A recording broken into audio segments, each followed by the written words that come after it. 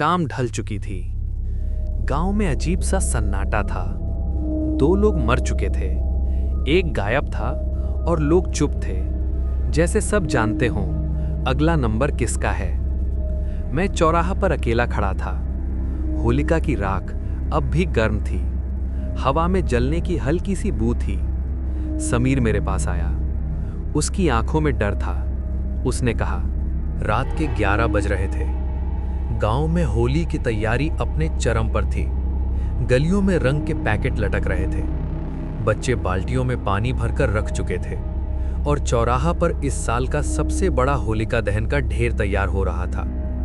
मैं राघव हूं, 4 साल बाद अपने गांव वापस आया था। शहर की नौकरी ने मुझे इतना बिजी कर दिया था कि मैं कभी लौट ही नहीं पाया। पर इस बार माँ ने जोर दिया। उन्होंने फोन पर बस एक ही बात कही थी, इस बार होली पर जरूर आना, इस बार देर मत करना। उनकी आवाज में एक अजीब सा डर था। गांव पहुंचते ही मुझे कुछ अलग महसूस हुआ।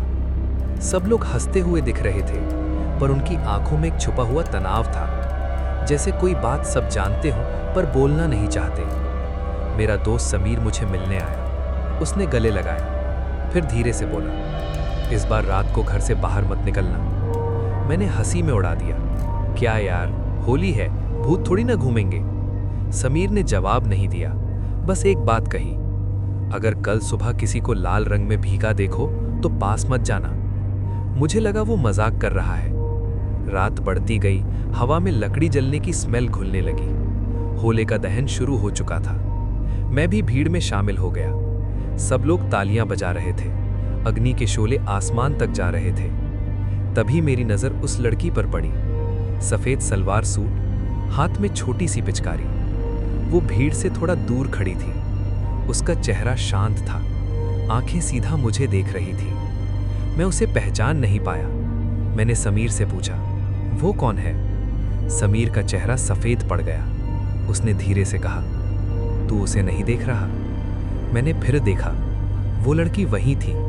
अग्नि की रोशनी में उसका सफेद कपड़ा हल्का लाल सा दिख रहा था, जैसे उस पे रंग गिर गया हो। पर होली तो कल थी। मैं उसकी तरफ बढ़ने लगा। जब मैं भीड़ से निकला, वो लड़की गायब थी, जैसे कभी थी ही नहीं। उस रात घर लौटकर माँ के पास बैठा। मैंने कैजुअली पूछा, गांव में सब ठीक है ना? माँ कुछ पल चुप रही, फिर बोली, इस गांव में होली हमेशा से शांत नहीं रही। मैंने पूछा, मतलब? उन्होंने धीरे से कहा, 5 साल पहले होली के दिन एक लड़की जलकर मर गई थी, होलिका के ढेर में। लोग कहते हैं वो एक्सीडेंट था, पर उस लड़की का नाम किसी ने दोबारा नहीं लिया। मेरा दिल एक पल को रुक गया। मैंने पूछा, नाम क्या था उसका? माँ ने सीधा जवाब नहीं दिया, बस कहा, सुबह जल्दी उठना, रंग लगाने से पहले मंदिर जाना। उस रात मुझे नींद नहीं आई। बाहर से ढोल की हल्की आवाज आ रही थी। रात के करीब 2 बजे मुझे लगा किसी ने मेरे कमरे के दरवाजे पर हल्की सी थपथप की। मैं उठा, दरवाजा खोला। बाहर कोई नहीं था, पर जमीन पर लाल रंग के गीले निशान बने हुए थे, जैसे किसी ने गीले पैर से चलकर कॉरिडोर क्रॉस किया हो। वो निशान सीधा आंगन तक जा रहे थे। मेरा गला सूख गया। मैं धीरे धीरे उन निशानों का पीछा करने लगा। वो निशान होलिका की बची हुई राख तक जाकर रुक गए। राख में से हल्की सी धुआं उठ रही थी। तभी पीछे से आवाज आई, राघव। मैं धीरे से मुड़ा।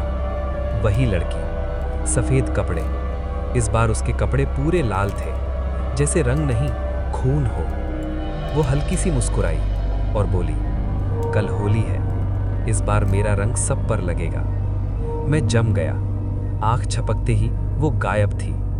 सुबह जब मैं उठा, मेरे हाथ पर लाल रंग लगा हुआ था, पर मैंने तो अभी तक रंग छुआ भी नहीं था। और वो रंग कितना भी पानी से धो लो, धुलता ही नहीं था। सुबह गांव में शोर था। होली का दिन शुरू हो चुका था। गलियों में बच्चे भाग रहे थे, ढोल बज रहे थे, रंग हवा में उड़ रहा था। पर मेरे लिए सब कुछ अलग था। मेरा हाथ अभी भी लाल था, वो रंग हल्का भी नहीं पड़ा था। मैंने साबुन से धोकर देखा, राख से घिसकर देखा, पर लाल रंग जैसे मेरी स्किन के अंदर घुस गया था। माँ ने मेरा हाथ देखा। उनकी आंखें एक पल के लिए जम गईं। फिर उन्होंने धीरे से पूछा, कल रात तुम बाहर गए थे? मैंने झूठ बोला, नहीं। उन्होंने कुछ नहीं कहा, बस एक बात बोली, आज किसी को पहले रंग मत लगाना, और अगर कोई तुझे पहले लाल रंग लगाए तो तुरंत घर लौट आना। मेरा दिल और तेज धड़कने लगा। बाहर समीर मेरा इंतजार कर रहा था। उसने हंसी में बोला, चल राघव, आज देखते हैं कौन किसको पहले रंग लगाता है। मैं चुप था। मैंने धीरे से पूछा, समीर, 5 साल पहले जो लड़की जली थी उसका नाम क्या था? समीर रुक गया। ढोल की आवाज पीछे चल रही थी, पर उस पल जैसे सब कुछ धीरे हो गया। उसने धीरे से कहा, उसका नाम नैना था। मेरे हाथ से रंग की थैली गिर गई। समीर ने मेरी आंखों में देखा और बोला, वो तुझे पसंद करती थी। मैंने हैरानी से पूछा, मुझे? समीर ने सिर हिला दिया। पर उस दिन सब कुछ गलत हो गया। 5 साल पहले होली की रात सबने मिलकर होलिका जलाई थी। नैना भी वहां थी, सफेद सूट में, बिल्कुल वैसे ही जैसे कल रात। समीर की आवाज धीमी पड़ गई। उसने कहा, कुछ लड़के शराब पिए हुए थे। उन्होंने मजाक में उस पर रंग फेंका, लाल रंग। पर वो रंग नॉर्मल नहीं था, उसमें केमिकल मिला था, तेज, जलने वाला। नैना चीखने लगी। लोग हंस रहे थे, किसी ने उसे सीरियसली नहीं लिया। तब तक उसके कपड़े जलने लगे। वो भागते भागते होलिका के ढेर के पास पहुंच गई और फिसलकर सीधा आग में गिर गई। कुछ लोग कहते हैं एक्सीडेंट था, पर सच किसी ने कभी नहीं बोला। मेरा दिमाग घूमने लगा। कल रात वाली लड़की, सफेद सूट, लाल कपड़े, उसकी आंखें। मैंने धीरे से पूछा, वो लड़के कौन थे? समीर चुप हो गया, फिर बोला, हम सब वहां थे राघव, मैं भी और तू भी। मेरी सांसें रुक गईं। नहीं, ये झूठ है। समीर की आंखों में आंसू आ गए। तू शहर चला गया था अगले हफ्ते, जैसे कुछ हुआ ही नहीं। मैंने याद करने की कोशिश की, पर दिमाग में सिर्फ धुंध थी, लाल रंग, चीख, आग। तभी किसी ने पीछे से मुझे जोर से रंग लगाया, लाल रंग। मैं झटके से मुड़ा। मेरे सामने वही लड़की खड़ी थी, सफेद सूट, बिल्कुल साफ, पर उसके हाथ लाल थे। उसने धीरे से कहा, याद आया राघव? ढोल की आवाज रुक गई, भीड़ रुक गई, जैसे पूरा गांव जम गया हो। वो मेरे करीब आई, इतनी करीब कि मुझे उसकी सांस महसूस हुई, ठंडी, बहुत ठंडी। उसने मेरे कान के पास कहा, इस बार होली अधूरी नहीं रहेगी। मैं चीखना चाहता था, पर आवाज नहीं निकली। अचानक सब नॉर्मल हो गया। ढोल फिर बजने लगे, लोग फिर नाचने लगे। समीर मेरे सामने था। उसने पूछा, क्या हुआ? मैंने उसके हाथ देखे, उन पर लाल रंग लगा था, पर वो नॉर्मल लग रहा था। मैं दौड़कर घर आया, आईने के सामने खड़ा हुआ। मेरे गाल पर लाल हाथ का निशान था, 5 उंगलियों का, बिल्कुल साफ। और धीरे धीरे वो निशान जलने लगा, जैसे स्किन अंदर से तप रही हो। तभी बाहर से आवाज आई, किसी और की चीख। मैं खिड़की तक भागा। गली में एक आदमी जमीन पर पड़ा था। उसके कपड़े लाल थे, पर वो रंग नहीं था, खून था। लोग घबराकर पीछे हट रहे थे। किसी ने कहा, उसने खुद को आग लगा ली। मैंने उस आदमी का चेहरा देखा। वो उन लड़कों में से एक था जो 5 साल पहले वहां थे। मेरी रीढ़ की हड्डी में ठंड उतर गई। दूर से, भीड़ के उस पार, वही लड़की खड़ी थी। इस बार उसके चेहरे पर मुस्कान नहीं थी, बस एक शांत इंतजार, और उसकी आंखें सीधा मुझे देख रही थीं। गली में अफरा तफरी मच चुकी थी। लोग उस आदमी को घेर कर खड़े थे। कोई पानी ला रहा था, कोई एम्बुलेंस को फोन कर रहा था, पर मैं बस उस लड़की को देख रहा था। वो भीड़ के उस पार खड़ी थी, शांत, बिल्कुल शांत। और फिर वो धीरे से मुड़कर चलने लगी। मेरे पैर अपने आप उसके पीछे चल पड़े। मैं भीड़ से निकलकर उसके पीछे दौड़ा। वो सीधा पुराने तालाब की तरफ जा रही थी, गांव के कोने में, जहां अब कोई नहीं जाता। धूप तेज थी, पर मुझे ठंड लग रही थी। वो तालाब के पास रुक गई। पानी बिल्कुल स्थिर था, जैसे सांस रोक कर खड़ा हो। मैंने हिम्मत जुटाई और पूछा, तुम नैना हो? वो धीरे से मेरी तरफ मुड़ी। उसकी आंखें लाल नहीं थी, न उसमें गुस्सा था, बस एक गहरा दर्द। उसने पूछा, याद आया? मेरे सर में तेज दर्द हुआ, जैसे कोई बंद दरवाजा तोड़ने की कोशिश कर रहा हो। और फिर यादें वापस आने लगी। 5 साल पहले की होली, मैं भी वहां था। हम सब हंसी मजाक कर रहे थे, शराब चल रही थी। किसी ने कहा, आज नैना को रंग लगाए बिना नहीं छोड़ेंगे।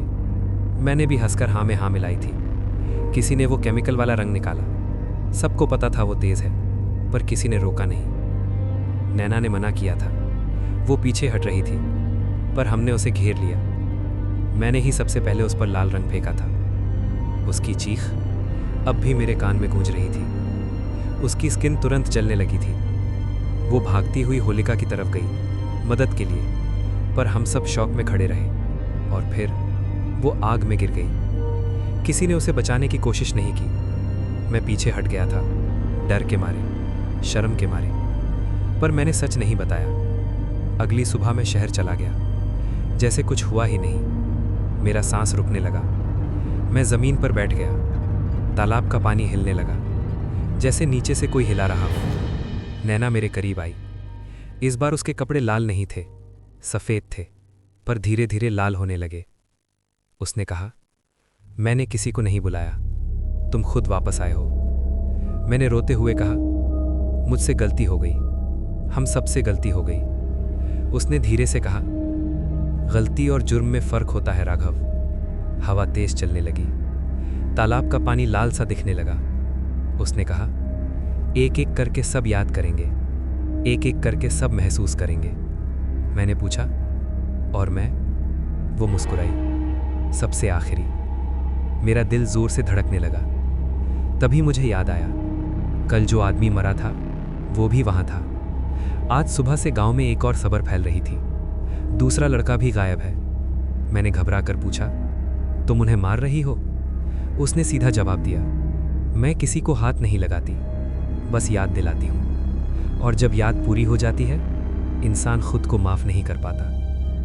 मेरी रीढ़ की हड्डी में सर्दी उतर गई। तालाब के पानी में मुझे अपना चेहरा दिखाई दिया, पर वो मेरा चेहरा नहीं था।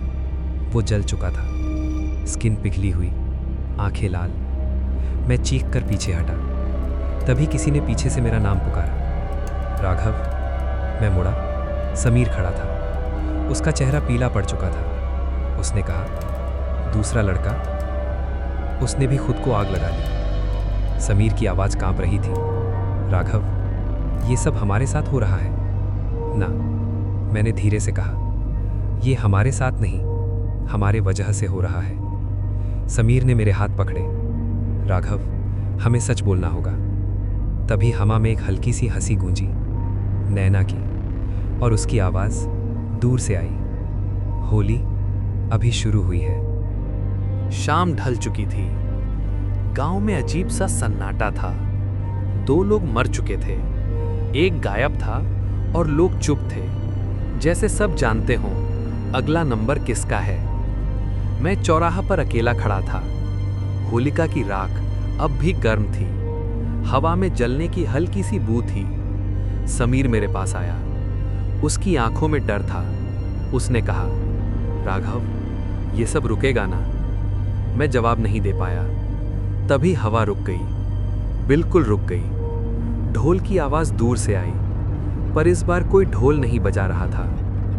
राख धीरे धीरे हिलने लगी और उस राख में से एक हाथ बाहर निकला, काला, जला हुआ, स्किन पिघली हुई। मेरा गला सूख गया। राख फटने लगी और नैना बाहर आई। इस बार वो सफेद कपड़ों में नहीं थी। उसका शरीर आधा जला हुआ था, स्किन लटक रही थी। आंखों में कोई सफेदी नहीं, सिर्फ लाल।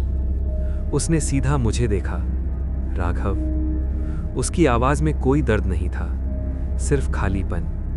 याद आया? मैंने पीछे हटने की कोशिश की, पर पैर हिल नहीं रहे थे। उसने एक कदम आगे बढ़ाया। जहां उसका पैर पड़ता, जमीन का रंग लाल हो जाता।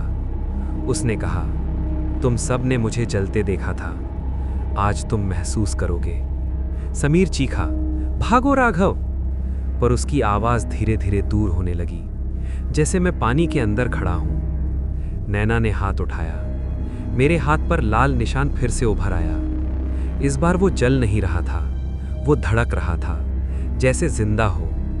मेरे हाथ की स्किन फटने लगी, अंदर से धुआं निकलने लगा। मैं चीखा, पर आवाज बाहर नहीं आई।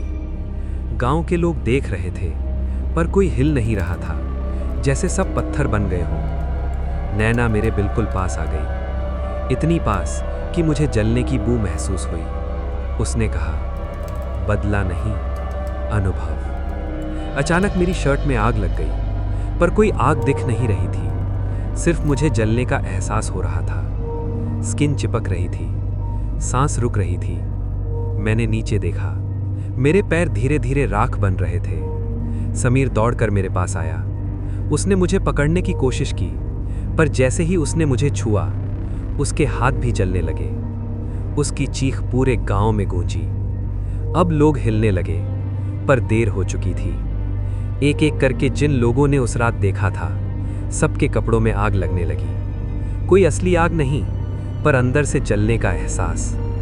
लोग जमीन पर गिर गिर कर चिल्लाने लगे, पर बाहर से उनके शरीर बिल्कुल ठीक थे।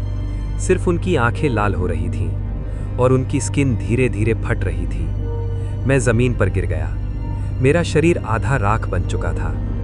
नैना मेरे ऊपर झुकी। उसने कहा, होली अधूरी नहीं रहनी चाहिए थी। उसने अपना जला हुआ हाथ मेरे सीने पर रखा और फिर सब अंधेरा। सुबह गांव में अजीब खामोशी थी। चौराहा पर होलिका की राख के पास 10 लाशें पड़ी थीं। सबके चेहरे पर डर जम चुका था।